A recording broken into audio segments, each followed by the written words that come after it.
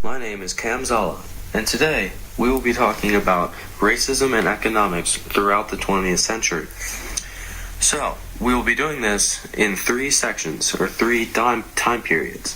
The first time period will be from 1900 to 1950. The second will be 1951 to 1979. And the third will be 1980 to present day. Through all three of these time periods, we will be answering 5 questions, and then we will be discussing the relation between that time period and the racism within that time period to economics. So, let's begin. Before we get into the specific time periods and the questions that go along with each time period, let's talk about racism and economics as a whole within the 20th century. The main goal or thesis of this video is to explain that racism and economics have gone hand in hand since the beginning of the 20th century through education and employment of African Americans versus white Americans. Let's get into the 5 questions we'll be answering for each specific time period. The first question is, what forms of racism existed within that certain time period? The second question, what were the effects of this racism during the time period? The third question, what justifications for the racism were used? Fourth question, what euphemisms for racism were used during that time period? And the fifth question, what benefit did racism offer for the dominant social group, which for all 3 time periods will be white Americans?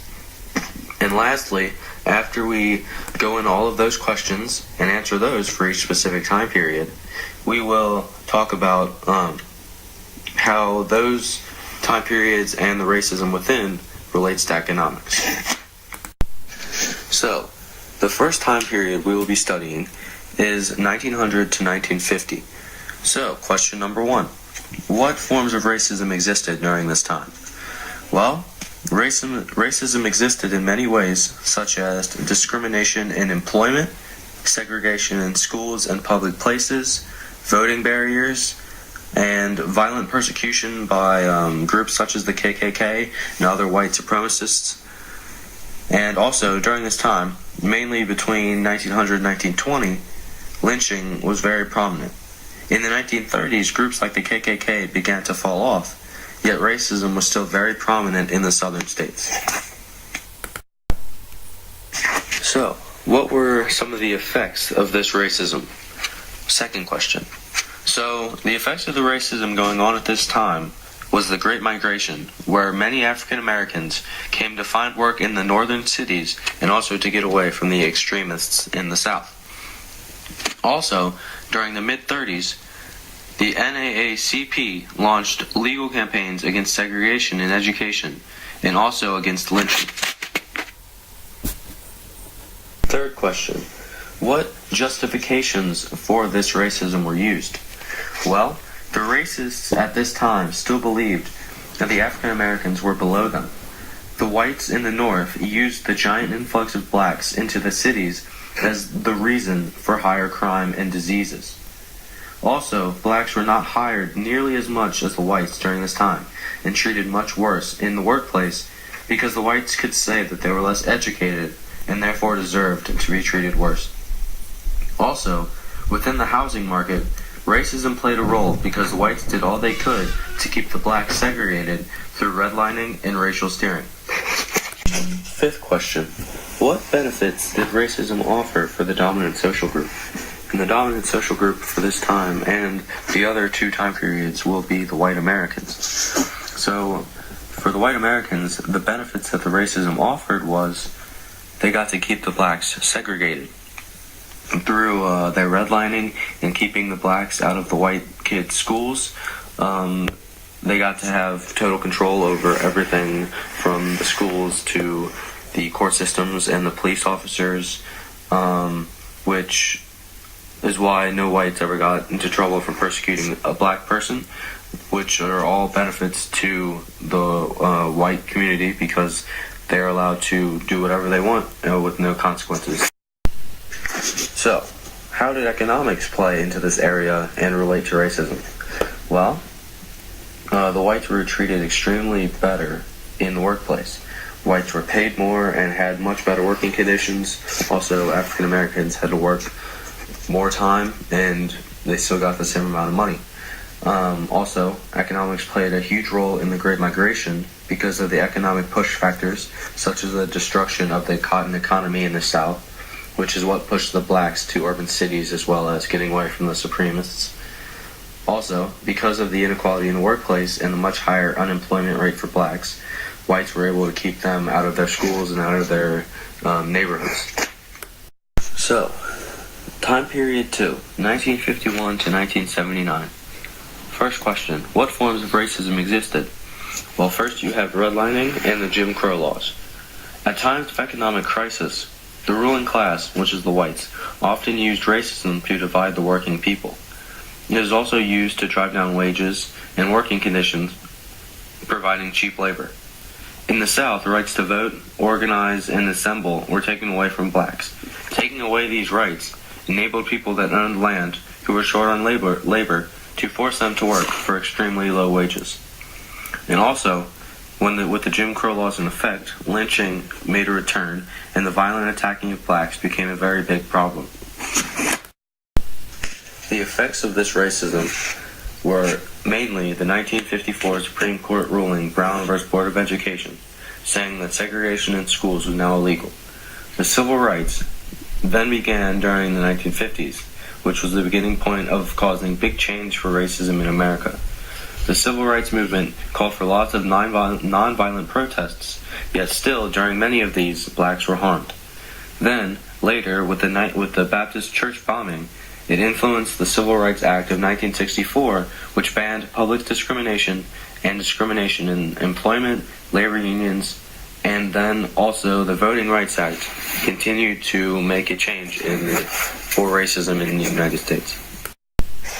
So, what justifications for racism were used? The justification in this time period were sort of similar to the one in the previous. Whites still had a lot of control within the court systems and the government, at least in the beginning of this time period, and through redlining and the black poverty, the whites were able to keep the blacks away from them and away from their neighborhoods. They also said that blacks were going against the law by trying to sit with whites or eat in a white restaurant, and therefore that justified the whites' violence against the blacks because the blacks were violating the segregation and Jim Crow laws. So, what benefits did racism offer for the dominant social group, which is again the whites? The benefits racism offered were not nearly as high as they had been in the past. Because of things like the Civil Rights Movement, the stopping of the Jim Crow laws, and the Voting Act, African Americans were climbing the ladder and becoming more equal to whites. Therefore, whites did not really have a lot of benefits over the blacks by the 1980s because of all the laws that had been passed in the Civil Rights Movement, but they still had an advantage because of black poverty, and they still had more employment than the blacks. So how does this relate to economics? Well, through the redlining and the Jim Crow laws. During this time, no one would give blacks a loan or any money to sell them a mortgage to buy a house. Therefore, they would have to move into poor districts with other blacks, which kept the segregation even if segregation was illegal. Also, at times of economic crisis, the ruling class used it to divide the working people. Like we talked about it before, the whites used the Jim Crow laws before they were abolished to make the blacks have to work for really, really cheap labor to make any money. And the third time period, 1980 to today. The first question, what forms of racism existed? Well, some forms of racism still included black poverty and the lack of education, as well as forms of violence, such as the church burnings in the 1980s. Also, the U.S. Department of Agriculture discriminated against tens of thousands of black farmers by denying them loans that they gave to whites. During the 80s and 90s, riots occurred between police and minority communities. Police brutality became a big issue during these 2 decades. Also, one could say that no state having the majority of the electorate is a form of racism for this time period. Today, racism is still present through stereotypes and judgment and violence in some areas of the United States. So what were the effects of the racism? Well, first we have the Pickford vs. Glickman lawsuit brought by the members of the National Black Farmers Association, which resulted in a few billions of dollars in settlements. Effects of the racism from the police and minority relations are just continuous bad blood between African American kids and white officers, which we see all the way from 1980 up and through today. So what were the justifications for racism? Well, justification in the 80s and 90s was still the feeling that blacks didn't belong as equal to whites, which is why the churches were burned and riots occurred. Also, for some of the police brutality, the justification was that the blacks are criminals and the white police officers just wanted to keep control of the minority culture because they were afraid, because they thought that they were all criminals. So what benefits did racism offer for the whites? From the 80s to today, there aren't many benefits for the whites over the blacks like there were in the past. In the 80s and 90s, there was still the issue of less employment and lack of education, but today, everyone has the chance to go to school. Even today, though, whites do have a higher percentage of employment than African Americans. So you could say that's one of the only benefits that the whites have because of the racism. Now, how has economics played a role in this time period? Well, it played a role because of black poverty and unemployment. The black economy continues to grow during this time period, but it still is today lower than the white economy, and the African American poverty is much higher. Lastly, let's talk about euphemisms for racism. Examples of this would be bigotry, discrimination, segregation, bias, and the saying, getting back the old South. Now, euphemisms for African American people could be Negro, Black, or colored person. Thanks for watching.